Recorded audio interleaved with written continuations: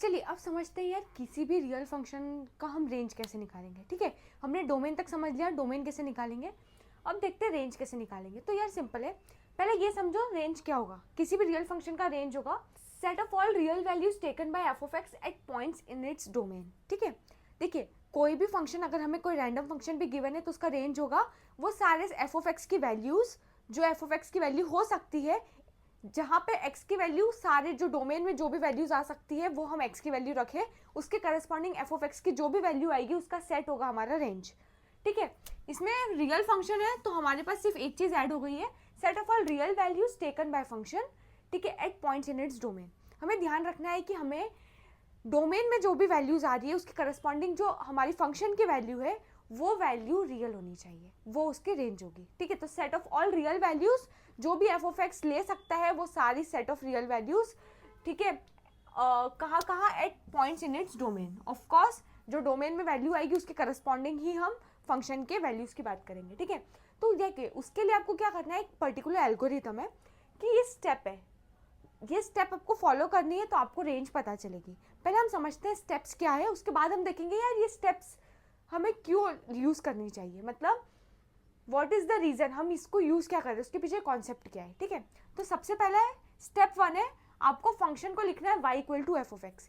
For example एक काम करते हैं, एक एग्जाम्पल लेके चलते जाते हैं। ठीक है, तो मान लीजिए हमें गिवन है f of x, real function है, उसकी वैल्यू है x minus 2 upon 3 minus x.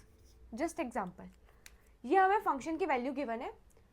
अब हमें बोला है कि यार जो भी आपको फंक्शन गिवन है उसको लिखो इस तरीके से y equal to f of x. ठीक है, तो मैं लिख लेती हूँ y इक्वल टू फंक्शन की क्या वैल्यू है x minus 2 upon 3 minus x. पहली स्टेप फॉलो हुई, ये मैंने लिखा 1, मतलब मेरी फर्स्ट स्टेप यहाँ तक आ गई। फंक्शन पहली स्टेप बोला है किसी भी रियल फंक्शन का मुझे रेंज निकालना है, तो पहला स्टेप है y इक्वल टू और वो फंक्शन लिख दो। तो y इक्वल टू फंक्शन लिखना है तो फंक्शन की मैंने वैल्यू डाल दी। Solve equation in terms of y, ये जो इक्वेशन है उसको y के टर्म्स में लिखिए। किस तरीके से, देखिए अभी आपके पास y equal to something in terms of x लिखा है, आपको लिखना है x equal to something in terms of y। बात समझ में आई? अभी y इक्वल टू x के टर्म्स में एक फंक्शन लिखा है, अब आपको लिखना है x इक्वल टू y के टर्म्स में एक फंक्शन। ठीक है, चलिए तो वो सबसे पहले एक काम करते हैं, तो y into 3 minus x equal to x minus 2, 3y minus x y equal to x minus 2।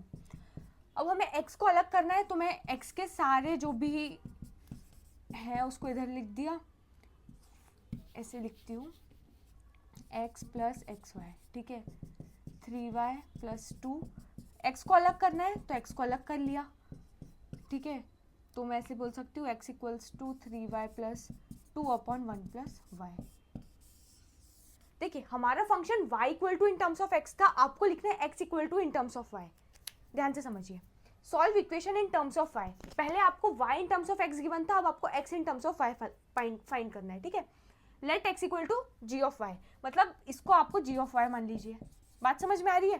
पहले एक फंक्शन f गिवन था जिसमें आपका इनपुट x आ रहा था, आपको वो फंक्शन गिवन था। अब आपको इस तरीके से लिखना है कि आपका इनपुट y है एंड आउटपुट x है। बात समझ में आ रही है? आपको बस ऐसे रिवर्स करना है, पहले y equal to f of x given था, मतलब y in terms of x given था, अब आपको x in terms of y निकालना है। सेकंड स्टेप कंप्लीट हुई, यहाँ पर हमारी सेकंड स्टेप कंप्लीट हो गई। ठीक है, थर्ड स्टेप है find the values of y for which the values of x obtained in this equation are real. मतलब हमें ऐसे सारे y की वैल्यूज निकालनी है जिसके करस्पॉन्डिंग हमारे x की वैल्यूज रियल आए। चलिए ऐसी क्या y की वैल्यूज, देखिए ये पहली बात तो ये रियल फंक्शन है तो सारी रियल वैल्यूज ले सकता है, तो हमें ये पता करना है ऐसी कौन सी रियल वैल्यूज है जिसके करस्पॉन्डिंग x की रियल वैल्यू नहीं आएगी, तो वो हमें एलिमिनेट कर देना है। जैसे हम डोमेन में कर रहे थे सेम चीज करनी है। ठीक है, तो वो तभी होगा जब ये डिनोमिनेटर जो है वो 0 हो जाएगा, तो denominator should not be equal to 0। ठीक है, तो y should not be equal to -1, हमें पता चल गया। तो हमारा रेंज हो जाएगा, range of f of x will be all real numbers except -1। ठीक है, set of values obtained in step 3 is the range of function. हमने स्टेप 3 में जो भी सेट ऑफ वैल्यूज निकाली है वो सेट ऑफ वैल्यू क्या थी, ऑल रियल नंबर्स एक्सेप्ट -1, तो वही हमारा रेंज हो गया। अब बात समझिए, हमने स्टेप्स देख लिया, हम स्टेप्स कैसे यूज़ करेंगे वो समझा। अब आप ये समझिए कि आप ये स्टेप्स क्यों कर रहे हैं, ध्यान से समझिए।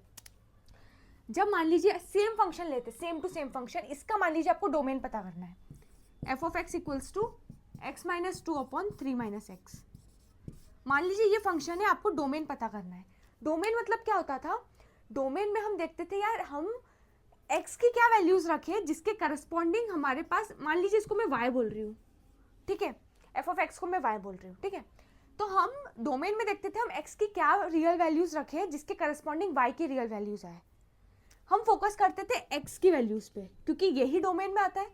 तो हम डोमेन में देखते थे कि x की हम क्या वैल्यूज डालें जिसके करस्पॉन्डिंग y रियल नंबर आए। रेंज में हम देखेंगे हम y की क्या ऐसी वैल्यूज डालें जिसके करस्पॉन्डिंग हमारा x रियल आए। बात समझ में आ रही है? मतलब ऐसी सारी वैल्यूज देखनी है जब हमारा जो y है वो रियल नंबर हो, at the same time x भी रियल नंबर हो, ठीक है। देखिए ध्यान से समझिए, इसमें हम क्या करेंगे, हम लिखेंगे कि यार ये रियल फंक्शन कब नहीं होगा, जब y की वैल्यू रियल नहीं होगी, जब डिनोमिनेटर 0 होगा। तो 3 minus x should not be equal to 0, तो x should not be equal to 3। ये हमारा डोमेन क्या हो जाएगा, डोमेन हो जाएगा हमारा इस केस में set of all real numbers accept the number 3, ठीक है। ये डोमेन आ गया। मतलब डोमेन में हम निकालते थे सेट ऑफ ऑल x की value, set of all x values जिसके करस्पॉन्डिंग y रियल वैल्यू दे। रेंज में हम निकालेंगे set of all y values जिसके करस्पॉन्डिंग x रियल हो, ठीक है। ध्यान से समझिए, ऐसा क्यों कर रहे हैं, क्योंकि देखिए डोमेन में हमें ये निकालना है यार x के इनपुट, x क्या है, इनपुट है, हम इनपुट क्या दे जिसके करस्पॉन्डिंग आउटपुट रियल आए। अब देखिए रेंज में है, रेंज में हमें ऐसे रियल वैल्यूज मतलब आउटपुट निकालना है, आउटपुट भी रियल होना चाहिए, इनपुट भी रियल होना चाहिए, ठीक है, क्योंकि वो रियल फंक्शन है। हमें ऐसे आउटपुट की वैल्यूज निकालनी है, हमें सारे आउटपुट की वैल्यूज निकालनी है जो वो फंक्शन ले सकता है, ठीक है। हमें सारे आउटपुट की वैल्यू निकालनी है जब जो वो फंक्शन ले सकता है जब उसका डोमेन रियल हो, ठीक है। जब उसका डोमेन जो मतलब उसके डोमेन में जो भी वैल्यूज आएगी उसके करस्पॉन्डिंग हमें y की वैल्यू देखनी है, वो रियल आनी चाहिए। अब ध्यान से समझिए, हमने इसको अब ऐसे क्यों लिखा था, जब ये y in terms of x लिखा है, हमने इसको x in terms of y इसलिए लिखा है क्योंकि y in terms of x लिखा है। तो हमें पता क्या करेंगे, हम इसमें पता करेंगे कि यार x की क्या वैल्यूज आनी चाहिए जिसके करस्पॉन्डिंग y रियल हो। पर अब हमें पता करना है कि y की क्या वैल्यूज हो जिसके करस्पॉन्डिंग x भी रियल हो, ठीक है। हमें x का भी ध्यान रखना है, तो इसलिए हम ये वाली स्टेप तक आए थे। यहाँ से लेके यहाँ तक हमने इसलिए सॉल्व किया x को इन टर्म्स ऑफ y, ताकि हम x को इन टर्म्स ऑफ y लिखेंगे तो हम ये बता पाए कि y की ऐसी क्या क्या वैल्यूज हम ले सकते हैं जिसके करस्पॉन्डिंग x भी रियल हो। हमें ये तो ध्यान रखना है दोनों वैल्यूज रियल होनी चाहिए, ठीक है। एक और चीज़ हमें ध्यान रखनी है, ये तो स्टेप्स फॉलो करनी है, इसके additionally apart from this 4 steps हमें ये भी ध्यान रखना है कि हम जो फंक्शन में डोमेन दिया है, जो हमें फंक्शन है उसका डोमेन है, वो डोमेन से बाहर हमारे पास x की वैल्यूज नहीं होनी चाहिए, ठीक है। तो इस केस में हमारा डोमेन में क्या 3 नहीं आना चाहिए। तो अगर हम हमारे फंक्शन में 3 वैल्यू रख रहे हैं तो हमारा जो आउटपुट आ रहा है वो रियल नहीं आएगा, ठीक है, वो रियल नहीं आएगा बाय डिफॉल्ट। तो हमें ये भी ध्यान रखना है कि हमें पर ऑल द रेंज में हमें ऑल द वो वैल्यूज निकालनी है, सारी वो वैल्यूज निकालनी है जिसके करस्पॉन्डिंग हमारा जो x है वो रियल रहे, और एडिशनली हमारे डोमेन से बाहर नहीं जाना है। हमें इसके साथ साथ डोमेन का ध्यान रखना है, तो डोमेन से बाहर नहीं जाना है मतलब all this values x also हमें ये ध्यान रखना है कि x की वैल्यू 3 नहीं हो सकती, x की वैल्यू 3 नहीं हो सकती, तो उसके करस्पॉन्डिंग y जो होगा वो अनडिफाइंड होगा। अनडिफाइंड होगा तो उसको अभी हमें रखने की ज़रूरत नहीं है, क्योंकि ऑब्वियसली अनडिफाइंड है मतलब वो रियल नंबर्स में तो नहीं आ रहा है, वो रियल नंबर्स में नहीं आ रहा है, देन इट इज़ ओके, हमें उसको इतना ज़्यादा फोकस करने की ज़रूरत नहीं है, ठीक है। चलिए यहाँ तक आई होप समझ में आ गया। देखिए हमने रेंज पता करी है, पहले हमने डोमेन पता किया। तो डोमेन में आपको जो फंक्शन गिवन होगा ना, वो फंक्शन को आपको देख के समझना है कि ऐसी क्या रियल वैल्यूज है जिसके लिए ये फंक्शन का आउटपुट रियल नहीं दे रहा है, तो हमें वो हटा देना है, ठीक है। जब आपको रेंज निकालना होगा तो आपको रेंज को पहले y in terms of x given होगा, आपको x in terms of y लिखना है, ताकि आप ये भी बता पाए कि ऐसी क्या y की वैल्यूज हो जिसके करस्पॉन्डिंग हमारा इनपुट भी रियल हो। तो हमें ये पता करने के लिए everything in terms of y लिखना है, मतलब x in terms of y लिखना है, फिर जो फंक्शन आएगा उसके लिए हम जैसे डोमेन के लिए पता कर रहे थे उसी तरीके से हमने रेंज के लिए भी इस स्टेप के बाद पता करा है। ठीक है, आई होप आपको अच्छे से समझ में आया होगा। अब हम कुछ एग्जाम्पल लेके समझते हैं जिसमें हम डोमेन और रेंज निकालने की कोशिश करेंगे फॉर रियल फंक्शंस। चलिए अब हम कुछ एग्जाम्पल देखते हैं। तो हमें इन 3 रियल फंक्शंस गिवन है, हमें इसकी रेंज निकालनी है। तो हम डोमेन और रेंज दोनों निकाल के समझते हैं। ठीक है, तो सबसे पहले इस केस में अगर मैं डोमेन की बात करूँ तो क्या वैल्यूज x नहीं ले सकता है जिसके करस्पॉन्डिंग y हमारा रियल नहीं आएगा, वो होगा अंडर रूट। देखो 2 चीज़ें होनी चाहिए, पहली डिनोमिनेटर 0 नहीं होना चाहिए और दूसरा अंडर रूट के अंदर नेगेटिव नहीं होना चाहिए, स्क्वायर रूट के अंदर नेगेटिव नहीं होना चाहिए। तो मैं बोल सकती हूँ x minus 5 should be greater than equal to 0 and दूसरी कंडीशन होगी x minus 5 should not be equal to 0। बात समझ में आ गई? तो इस दोनों को अगर मैं साथ में लिखूँ तो मैं ये लिख सकती हूँ x minus 5 should be greater than 0, क्योंकि ये कंडीशन देखिए ये वाली कंडीशन में लिखा है x minus 5 should be greater than equal to 0, इसमें लिखा है x minus 5 should not be equal to 0। अगर ये 0 वैल्यू नहीं ले सकता तो मैं यहाँ से ये वाला सिंबल हटा देती हूँ। तो ये मेरी कंडीशन हो गई है डोमेन के लिए। तो मैं डोमेन को लिख सकती हूँ, domain will be, domain of function will be set of all real numbers. चलिए ऐसे समझते हैं, x should be greater than equal to 5। ठीक है, ग्रेटर देन 5, तो 5 से लेके इन्फिनिटी तक सारी वैल्यूज ओपन 5, क्योंकि 5 को इंक्लूड नहीं करना है। अब अगर मैं बात करती हूँ इसकी रेंज निकालने की, तो रेंज के लिए सबसे पहले हमें ये समझना है, देखिए 1/√x माइनस 5 लिखा है। ठीक है, तो देखिए ये आपको गिवन है, अब आपको पता करना है इसमें रेंज क्या है। इसका रेंज निकालने के लिए पहली चीज़ तो आप ये कर सकते हो, हमने जो मेथड देखी थी आप वो फॉलो कर सकते हो।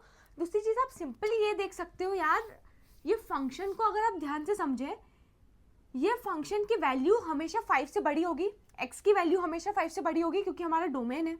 ठीक है, अगर x की वैल्यू हमेशा 5 से बड़ी, x इज ग्रेटर देन 5 है, ठीक है, तो हमारा जो डिनोमिनेटर है, डिनोमिनेटर में अंडर रूट है, क्या कोई भी स्क्वायर रूट नेगेटिव हो सकता है? नहीं। तो मैं ऐसे बोल सकती हूँ x minus 5 is greater than 0। Of course यही हमारी कंडीशन है। तो root over x minus 5 should also be greater than 0 and 1/√x minus 5 should also be greater than 0। तो पहली कंडीशन तो हमें ये समझ में आ गई कि ये हमारा जो रेंज है, वो फंक्शन हमेशा पॉजिटिव होना चाहिए। ठीक है, क्या ये 0 हो सकता है? नहीं, ये 0 नहीं हो सकता। ये 0 होने के लिए डिनोमिनेटर को इनफाइनाइट होना पड़ेगा, जो पॉसिबल नहीं है। ठीक है, तो मैं बोल सकती हूँ हमारा रेंज होगा इस केस में 0 से लेके इन्फिनिटी ओपन। बात समझ में आ गई? तो ये हमारा रेंज हो गया। तो देखिए हर चीज़ को आप ब्लाइंडली एक ही तरीके से सॉल्व करने की कोशिश करेंगे तो वर्क नहीं करेगा। हमेशा maths is all about practice. आप जितने क्वेश्चंस करोगे आपको देख के समझ में आएगा कि आपको उसको किस तरीके से प्रोसीड करना है। ठीक है, चलिए ये वाला हो गया, हमारा रेंज निकल गया। Range is from 0 to infinity. Next है फंक्शन गिवन है √16 माइनस एक्स स्क्वायर। देखिए सिंस ये अंडर रूट में लिखा है, आप पहली चीज़ तो बोल सकते हो, पहली कंडीशन ये है कि जो हमारा फंक्शन होगा वो ग्रेटर देन इक्वल टू 0 होगा। क्यों? क्योंकि अंडर रूट, जैसे स्क्वायर रूट लिखा था तो हमें पता था स्क्वायर रूट कभी भी नेगेटिव नहीं हो सकता, तो स्क्वायर रूट ऑफ समथिंग कभी भी नेगेटिव नहीं हो सकता। तो मैं ये बोल सकती हूँ it should always be greater than equal to 0। ठीक है, चलिए अब मेरी बात ध्यान से समझिए। अगर मैं बोलती हूँ सेम तरीके से सॉल्व करते, y equal to √16 minus x square. अब मैंने दोनों जगह स्क्वायर किया। ठीक है, तो ये y square minus x square equal to 16 minus y square and x equal to √16 minus y square. x की क्या वैल्यूज आ सकती है? देखिए दो चीज़ आ सकती है, plus minus √16 minus y square. अब एक चीज़ क्लियर है, हमारा जो फंक्शन है वो पॉजिटिव ही होगा, तो मैं इसमें सिर्फ एक केस निकालती हूँ जो कि होगा √16 माइनस वाई स्क्वायर। ये हमारी कंडीशन आ गई। अब हमारी देखिए स्टेप 1 हमने करी। स्टेप 1 में हमने y इक्वल टू वो फंक्शन के हिसाब से लिखना है, उसके बाद हमें y in terms of x लिखा है, अब हमें x in terms of y करना है। ये हमने कर लिया, यहाँ तक पहुँच गए। अब हमें बताना है ये फंक्शन में हमारी y की क्या क्या वैल्यूज़ हो सकती है। ये वाले फंक्शन में क्या हो सकती है y की वैल्यूज़? यार y की वैल्यूज़ ऐसी होनी चाहिए कि इसके अंदर जो भी लिखा है वो ग्रेटर देन इक्वल टू 0 होना चाहिए, नहीं तो हमारा x की वैल्यू रियल नहीं आएगी, तो ग्रेटर देन इक्वल टू 0 होना चाहिए। बात समझ में आ रही है? चलिए यहाँ तक क्लियर है। इधर से हमें पता चल गया है कि यार y की वैल्यू कहाँ से कहाँ तक आ सकती है, -4 से 4 तक, इसके अलावा कोई y की वैल्यूज नहीं आ सकती। तो ये हो गया हमारा रेंज, ठीक है। तो इस केस में हमारा रेंज हो गया क्लोज्ड -4 से क्लोज्ड 4, ठीक है। आई होप सब चीज़ें आपको अच्छे से समझ में आ रही है। देखिए नेक्स्ट है फंक्शन गिवन है, तो हम सिंपली सबसे पहली चीज़ y को इससे इक्वेट कर देते हैं। अब हम पहले निकालते हैं डोमेन। डोमेन क्या होगा, डोमेन होगा हमारा जहाँ पे ये फंक्शन y की रियल वैल्यू दे, तो वो कब नहीं होगा, डोमेन में x की 3 वैल्यू नहीं आ सकती, x should not be equal to 3, ठीक है। तो मैं बोल सकती हूँ रियल नंबर एक्सेप्ट 3। क्लियर है इतनी बात? चलिए डोमेन निकल गया, अब रेंज को समझिए। रेंज में देखिए, चलिए पहले हम स्टेप बाय स्टेप करते हैं। पहले हमने y को इस टर्म्स में लिख दिया, अब हमें क्या करना है, अब हमें इसको सॉल्व करना है। अब ध्यान से समझिए, इसको हम ऐसे भी लिख सकते हैं x-3 x+3 अपॉन x-3 लिख सकते हैं। और हमें पता है कि x is not equal to 3, तो हम इसको और इसको आपस में कट कर सकते हैं, राइट, ठीक है। तो बचा क्या, x+3, y की क्या वैल्यू आ गई, x+3। अब अगर मैं x के टर्म्स में लिखूं तो 3 माइनस x के टर्म्स में लिखूं तो y-3, ठीक है। y in terms of x था, अब हमने x in terms of y लिखा है। अब हमें ये देखना है इसकी क्या क्या रियल वैल्यूज आ सकती है, ऐसी हम क्या y की वैल्यू दे कि x की वैल्यू रियल आए। यार सारे r के लिए ये पॉसिबल है, सारे r के लिए हमारी x की वैल्यू क्या दे रहा है, रियल नंबर दे रहा है, ठीक है। क्योंकि इसमें ना कोई डिनोमिनेटर है ना स्क्वायर रूट है, और ऐसी कोई भी केस नहीं दिख रहा है जब ये हमें रियल वैल्यू नहीं देगा। ये हर वैल्यूज में y की हम कुछ भी वैल्यू दे, हमें x की क्या रियल वैल्यू मिल रही है, तो मैं सारे रियल नंबर्स बोल सकती हूँ यस। एक चीज़ हमें ध्यान रखनी है, हमें डोमेन को ध्यान रखना है, डोमेन में x की वैल्यू 3 नहीं हो सकती। तो अगर मैंने यहाँ पे x की वैल्यू 3 रखी तो मेरे पास y की वैल्यू 6 आ रही है। तो जब x की वैल्यू 3 पॉसिबल नहीं है तो y की वैल्यू 6 भी पॉसिबल नहीं होगा। तो हमारा रेंज आएगा, range is set of all real numbers accept the value 6। Range होगा सारे रियल नंबर्स एक्सेप्ट 6। 6 क्यों नहीं आएगा, क्योंकि यार देखिए रेंज के लिए आपको ये पहले पता करना है कि यार आपको ऐसी क्या वैल्यूज रखनी है y की जिसके करस्पॉन्डिंग आपका x रियल आए। वो तो आपको समझ में आ रहा है, ठीक है। y भी रियल होना चाहिए, x भी रियल होना चाहिए। आपको ये भी ध्यान रखना है, आपने स्टेप्स तो समझ लिए, हमने पिछली इसके पहले जस्ट पहले हमने समझा है कि यार स्टेप्स क्या, एल्गोरिथम लिखी थी, स्टेप 1 स्टेप 2 स्टेप 3 स्टेप 4, हमको लिखा है कि यार कैसे कैसे हमें प्रोसीड करना है, ठीक है। ये हमने स्टेप बाय स्टेप सारा करा। हमें ध्यान रखना है स्टेप बाय स्टेप सारा का, पर हमें ध्यान रखना है कि हम डोमेन में जो वैल्यूज नहीं आ सकती हैं उसके करस्पॉन्डिंग y की वैल्यूज अगर हमारे रेंज में आ रही है तो उसे हमें हटाना होगा। क्योंकि अगर x की वैल्यू ये ले ही नहीं सकता तो इसके करस्पॉन्डिंग y, अगर x की वैल्यू 3 नहीं आ सकती तो फिर इस केस में x की वैल्यू 3 वाला केस भी हटाना पड़ेगा, तो y की वैल्यू 6 वाला केस हटाना पड़ेगा। तो रेंज में सारे रियल नंबर्स आ सकता है एक्सेप्ट द नंबर 6। तो हमें कभी भी रेंज निकालना है तो हमें उसके लिए पहले डोमेन निकालना चाहिए। डोमेन निकालने के बाद हमें समझना चाहिए कि अच्छा डोमेन में ये वैल्यूज़ नहीं आ सकती, उसके बाद हमें रेंज निकालना है। रेंज को हमने पूरा निकाल लिया, फिर रेंज को निकालने के बाद हमें एक बार रीचेक करना है कि डोमेन की कोई वैल्यू है ऐसी जिसके करस्पॉन्डिंग हमने रेंज में अभी भी वैल्यू लिख के रखी है। अगर लिखी है तो उसको हमें हटाना है, ठीक है। आई होप आपको रेंज भी रियल फंक्शंस का अच्छे से समझ में आ गया होगा। तो हमने इस लेक्चर में सबसे पहले real functions, real valued functions देख लिया। ये क्या होता है, रियल वैल्यूड फंक्शंस मतलब सिर्फ रेंज आपका रियल नंबर्स होगा या रियल नंबर्स का सेट होगा, सबसेट होगा। अगर रियल फंक्शन है तो रियल फंक्शन मतलब आपका डोमेन और रेंज दोनों ही या तो रियल नंबर्स होगा या रियल नंबर्स का सबसेट होगा। फिर हमने निकाला है कि यार अगर हमें रियल फंक्शन का डोमेन निकालना है तो क्या मेथड है, कैसे निकालना है, और अगर रेंज निकालना है रियल फंक्शन का तो हमें कैसे निकालना है। तो रियल फंक्शन का डोमेन और रेंज निकालते आपको अच्छे से समझ में आ गया होगा। एंड देखिए आप जैसे जैसे प्रैक्टिस करेंगे ना, maths is all about practice. आप जैसे जैसे प्रैक्टिस करेंगे, बहुत सारे क्वेश्चंस करेंगे जिसमें आप रेंज निकाल रहे हैं, बहुत सारे क्वेश्चंस में आप डोमेन निकाल रहे हैं, तो आपको धीरे धीरे समझ में आएगा कि आपको कैसे प्रोसीड करना है। तो this is the basic things, आपको वो एल्गोरिथम समझ में आना चाहिए, ठीक है। कभी कभी आप क्वेश्चन को देख के, जैसे इस क्वेश्चन को देख के आप क्लियर हो सकते हो यार ये फंक्शन की वैल्यू कभी नेगेटिव नहीं हो सकती, देख के क्लियर है, क्योंकि 1/√ऑफ समथिंग लिखा है, स्क्वायर रूट ऑफ समथिंग कभी नेगेटिव नहीं हो सकता।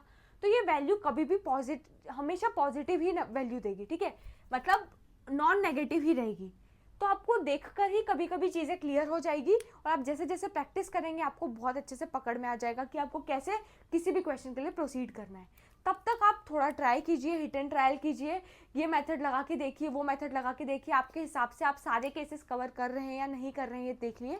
एक मेन चीज़, आपको हमेशा रेंज निकालते समय डोमेन को भी ध्यान रखना है कि वो डोमेन की वो एक्स की वैल्यूज़ तो नहीं मैं लिख रहा हूँ रेंज में जो आ ही नहीं सकती, जो एक्स की वैल्यूज़ पॉसिबल ही नहीं है उसके करस्पॉन्डिंग में वाई की वैल्यूज़ तो नहीं लिख रहा हूँ। अगर लिख रहा हूँ तो वो वाई की वैल्यूज़ हमें हटानी होगी, ठीक है। तो चलिए, आई होप यहाँ पे आपको ये सारी चीज़ें समझ में आ गई होगी। तो ये लेक्चर हमारा खत्म होता है रियल फंक्शंस का। तो चलिए अब मैं मिलती हूँ आपको नेक्स्ट लेक्चर में। Thank you.